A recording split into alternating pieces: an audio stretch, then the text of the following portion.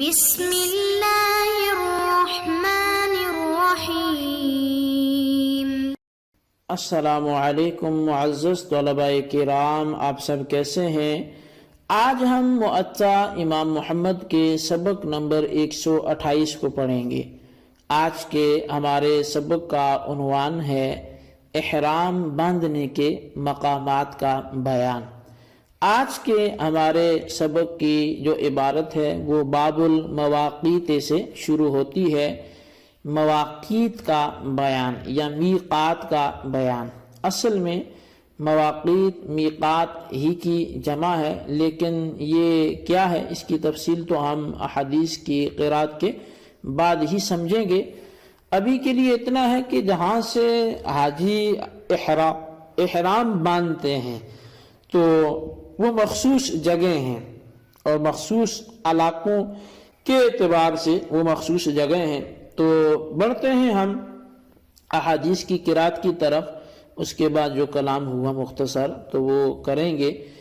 نبی علیہ السلام کی حدیث پاک جو اس باب کی پہلی حدیث ہے، امام محمد رحمۃ اللہ علیہ امام مالک کے حوالے سے لکھتے ہیں کہ اخبرنا مالک حدثنا نافع مولا عبد اللہ عن عبد اللہ بن عمر رضی اللہ عنہما ان رسول اللہ صلی اللہ علیہ وسلم قال يحل اہل المدینۃ من ذی الحلیفۃ ويحل اہل الشام من الجحفۃ ويحل اہل نجد من قرن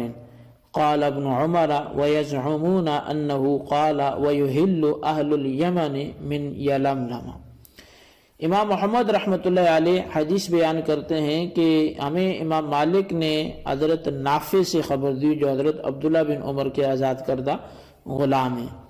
اور وہ حضرت عبداللہ بن عمر رضی اللہ عنہما سے بیان کرتے ہیں کہ بے شک رسول اللہ صلی اللہ علیہ وسلم نے ارشاد فرمایا اہل مدینہ کے احرام باندھنے کی جگہ وہ ذوالحلیفہ ہے، اور اہل شام کی احرام باندھنے کی جگہ وہ جحفہ ہے، اور اہل نجد کی احرام باندھنے کی جگہ وہ قرن ہے۔ عبداللہ بن عمر رضی اللہ عنہما کہتے ہیں کہ لوگوں کا یقین ہے کہ نبی اکرم صلی اللہ علیہ وسلم نے یہ بھی فرمایا کہ اہل یمن کے احرام باندھنے کی جگہ وہ یلملم ہے۔ اخبرنا مالک اخبرنا عبد اللہ بن دینار انہ قال قال عبد اللہ بن عمر امر رسول اللہ صلی اللہ علیہ وسلم اہل المدینۃ ان یحلوا من ذی الحلیفۃ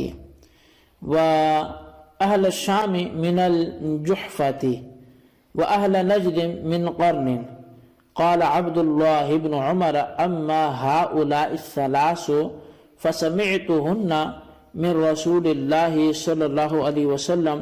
واخبرت ان رسول اللہ صلی اللہ علیہ وسلم قال واما اہل الیمن فیحلون من یلملم۔ امام محمد رحمۃ اللہ علیہ وہ بیان کرتے ہیں کہ ہمیں امام مالک نے عبداللہ بن دینار سے خبر دی ہے، وہ کہتے ہیں کہ حضرت عبداللہ بن عمر رضی اللہ عنہما نے بیان کیا کہ رسول اللہ صلی اللہ علیہ وسلم نے اہل مدینہ کو ذوالحلیفہ، اہل شام کو جحفہ اور اہل نجد کو قرن سے احرام باندھنے کا حکم دیا۔ حضرت عبداللہ بن عمر رضی اللہ عنہما کہتے ہیں کہ ان تین مقامات کا تو میں نے نبی اکرم صلی اللہ علیہ وسلم سے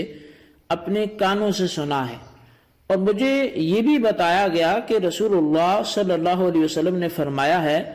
کہ اہل یمن کا میقات جو ہے وہ یلملم ہے۔ اخبرنا مالک حدثنا نافع ان ابن عمر احرم من الفرع۔ امام محمد فرماتے ہیں کہ ہمیں امام مالک نے خبر دی کہ مجھے میرے نزدیک ثقہ راوی نے خبر دی کہ یعنی حضرت نافع رضی اللہ تعالیٰ عنہ نے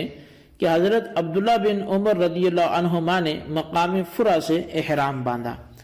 اخبرنا مالک اخبرنا الثقۃ عندی ان ابن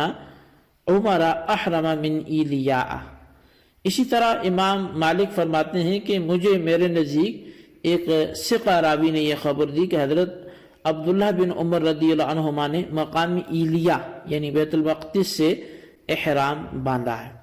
قال محمد وبہذا نأخذ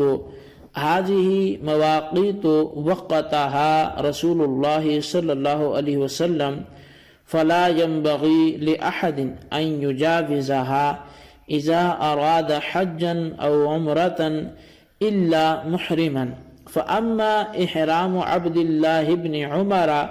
من الفرع وهو دون ذي الحليفة إلى مكة فإن أمامها وقت آخر وهو الجحفة، وقد رخص لأهل المدينة أن يحرموا من الجحفة لأنها وقت من المواقيت۔ بلغنا عن النبي صلى الله عليه وسلم أنه قال من أحب منكم أن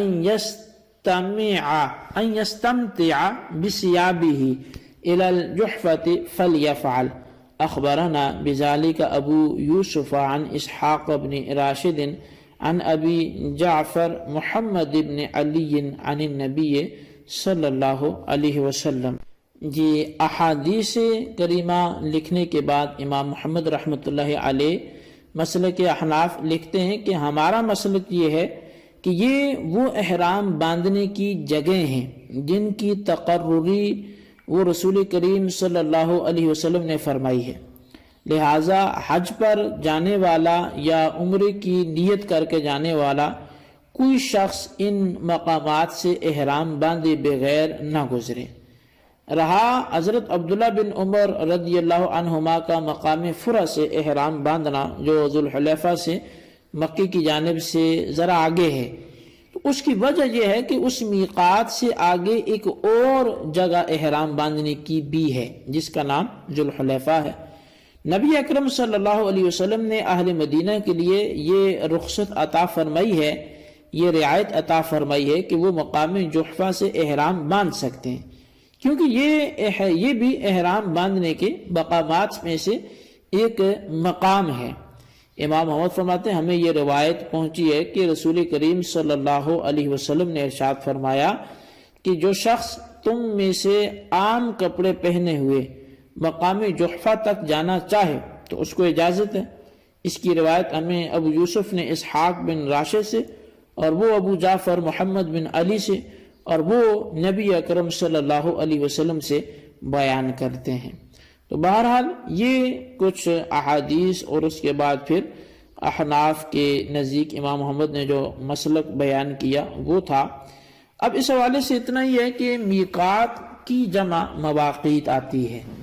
اور جو آپ نے دیکھا کہ باب المواقیت ہے تو مواقیت اسی میقات کی جمع ہے، اور اس کا لغوی اور شرعی معنی جو النہایہ میں لکھا ہے وہ یہ ہے کہ التوقیت اور التاقیت، کسی چیز کے لیے مختص جو وقت کر دیا جاتا ہے یا وقت کو مختصر کرنا، اس کو یہ التوقیت یا التاقیت کے نام سے تعبیر کرتے ہیں۔ اور مقدار مدت کے بیان کو بھی توقیت کہتے ہیں یا میقات کہتے ہیں، اور پھر اس کے معنی میں وسعت کر لی گئی، اور صرف مکان پر یہ لفظ بولا جانے لگا، اور پھر کسی خاص جگہ کو میقات کہا گیا۔ تو اللہ تعالیٰ کا جو قول ہے، فرمان ہے کتابا موقوتا، تو نماز کے حوالے سے ہے نا کہ مقرر وقت پر فرض کی گئی ہے، تو یہاں بھی یہ وقت مقرر کے معنی میں ہے، اور کبھی یہ بمعنی واجب کرنے کے بھی آتا ہے، یعنی لوگوں پر حج کے دوران احرام کو واجب کر دیا گیا۔ اسی طرح لسان العرب میں اس حوالے سے جو لکھا ہے کہ والمیقات الوقت المضروب للفعل، یعنی کسی کام کے لیے مقرر شدہ وقت کو اور جگہ کو میقات کہتے ہیں، اور مقدار مدت کے بیان کو بھی کہتے ہیں۔ کہا جاتا ہے کہ یہ اہل شام کی میقات ہے، یعنی یہ وہ جگہ ہے جہاں سے یہ لوگ احرام باندھتے ہیں۔ اور حدیث پاک میں آیا کہ اہل مدینہ کے لیے ذوالحلیفہ کو میقات مقرر کیا گیا۔ تو اب یہ ساری جو لغات کے حوالے سے آپ کے سامنے تحقیق رکھی گئی ہے، تو اس تحقیق سے معلوم یہ ہوا کہ میقات کا لغوی معنی وہ اگرچہ مطلق مقرر کرنا ہے، لیکن اگر شریعت کے روح سے آپ دیکھیں تو میقات ان مقامات کا نام ہے کہ حج اور عمرہ کرنے والے یا مکہ مکرمہ میں داخل ہونے والے ہر انسان پر جہاں سے احرام باندھنا ضروری ہے اس جگہ کو میقات بولتے ہیں۔ اگر وہاں سے وہ احرام نہیں باندھتا تو اسے دم دینا پڑے گا۔ حج کے جو میقات ہیں کچھ تو مخصوص جگہ ہیں جن کا تذکرہ آپ نے احادیث میں بھی سنا پڑھا، اور دوسرے میقات بمعنی وقت کے وہ حج کے مہینے ہیں، یعنی شوال، ذوالقعدہ، ذی الحج کے پہلے 10 دن۔ چونکہ میقات کے معنی حد بندی ہے جو وقت اور جگہ دونوں کے اعتبار سے ہو سکتی ہے، لہٰذا حج کے لیے دونوں طرح کی حد بندیاں ہیں۔ مقامات سے احرام باندھے بغیر گزرنا جس طرح درست نہیں ہے،